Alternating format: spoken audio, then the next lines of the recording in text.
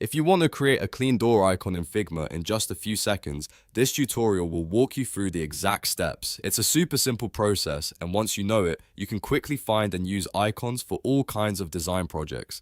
So if this video helps, make sure to hit that like button and subscribe for more quick Figma tutorials. Now let's get into it. First, open your Figma design file and make sure you're inside the design workspace.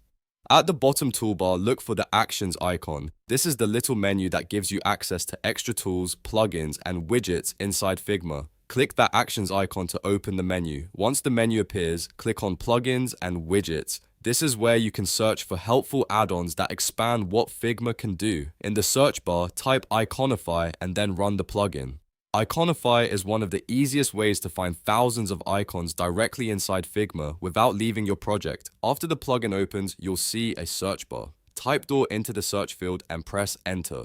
Iconify will now show you different door icons you can choose from. Take a moment to scroll through the results and pick the one that best fits your design style. Once you find the right door icon, all you need to do is drag and drop it prom onto your canvas. From there, you can resize it, change its color, and position it anywhere in your layout.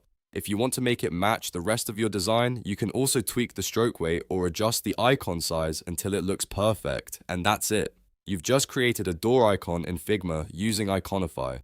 It only takes a few clicks, and it's a great workflow to remember for future UI projects, mockups, and interface designs. If this tutorial helped, don't forget to like the video, subscribe to the channel, and leave a comment if you want to see more Figma tips and tricks. Thanks for watching, and I'll see you in the next one.